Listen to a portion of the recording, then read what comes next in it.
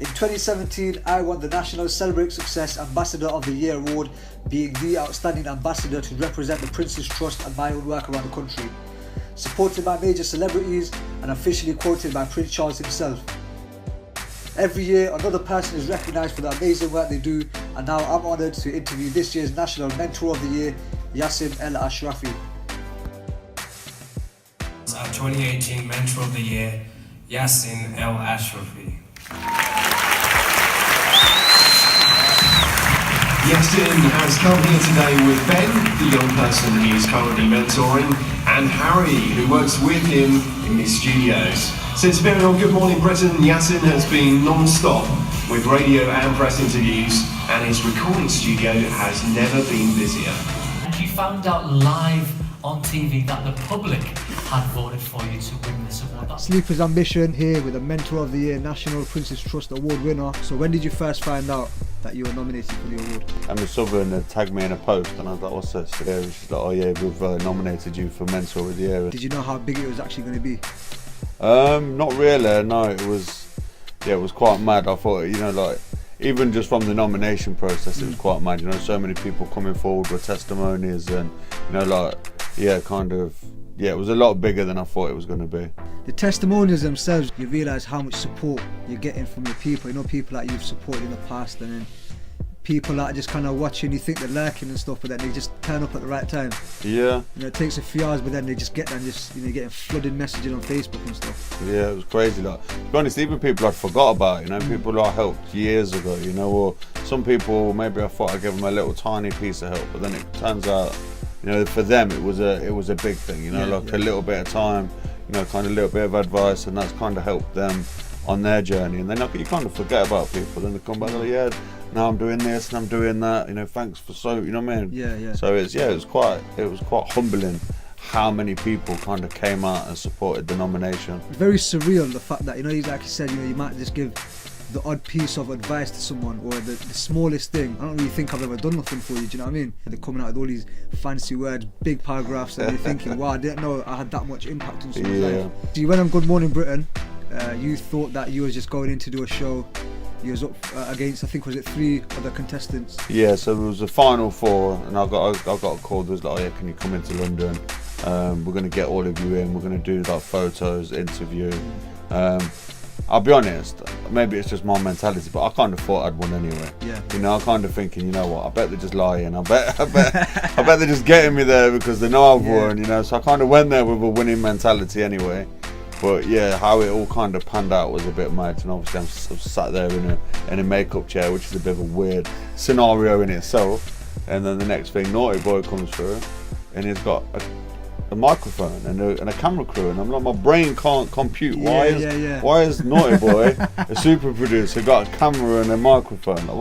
And then it kind of like, oh, okay. So I was knackered. I'd had about 7 hours sleep in 2 days, and the day before I was in Sony and visiting all around Sony, and I've been into Blackbot, so it was just kind of a whirlwind couple of days, really. So when you went into London, you took 2 guys that you supported. That in itself, probably the biggest experience and the biggest kind of achievement for them to even go up on the red carpet with you, to enjoy the show, see someone that supported them go up on stage and collect an award for something that you've had a contribution to them as well. I've been working with Harry for like 5 years. So I started off kind of giving me a month voluntary work because he'd come out of university, didn't know what to do with himself. He was a bit lost.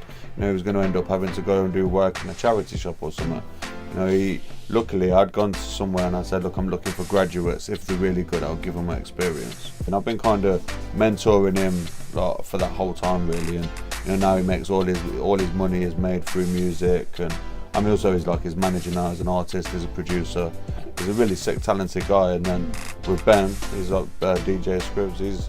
He's doing it as well now. So he came to me about 1.5 years, 2 years ago, and same thing. I've been mentoring him ever since. And yeah, to take them with me, they've been on TV and they're there in the front row, 6 seats away from Prince Charles. You know what I mean? Like Cheryl Cole's there in front of you. It's an amazing event to go to. So yeah, they had a good time. We all had a good time. Yeah. Talk about HQ Studios and HQ Familia. Okay, so HQ Recording Studio, I started this I first opened up, I think 2011. I've always been a commercial studio. We also do projects for adults, re-engage through music. Anything to do with music. Got to a point where it's like, this music's too good, so HQ Familia is the record label that we now put all the best music we can release through the label, and we can kind of give more opportunities. The fact that people can relate to you when they come to you, because that you're obviously part of a service, Talent Match, Prince Charles, but you got the people that come from areas like ourselves that probably won't be able to reach out to us. How hard is it for the initial reach out to get them people involved? For me, it's never been a hard reach because what we've got is pretty cool. Obviously, a lot of people from the States and the more deprived backgrounds are still, it's kind of a potential outlet, to be rappers, singers, they're into hip hop and grime. So to give the chance to get into a professional studio, it's not a hard sell. Put it on Facebook, we fill up the courses. I'm always oversubscribed all the time because I'm from the States and I've had a similar experience to a lot of them. Obviously they relate to me and respect me, so that helps going forward. What would your message be to anyone that's trying to get into the music game, anyone that's trying to make it through, and anyone that's trying to actually make it something that could be sustainable in the future? I would probably say make a long-term plan. Don't be impatient, just work on yourself relentlessly, check out branding, use social media to the best of your ability, just keep learning, keep networking. And like I say, it's not what you know, it's who you know. So make sure you can meet as many people as you can. Try and improve your network. Try and find people who can introduce you to their network. And just try and improve all the time, and just be patient and just keep plugging away. If you want to know more about HQ Recording, if you just follow at HQ Recording, that's Insta, Twitter, Facebook, website, it's kind of all the information's there. And we're just going to keep getting bigger and bigger, so you won't be able to not hear about it soon anyway. So it's the first exclusive interview with National Award winner Yasin Ashrafi, and if you've got any needs for music, any advice you need, anything at all, any support, just come down. We're on Charles Street, and look, the world's your oyster. Sleep is ambition.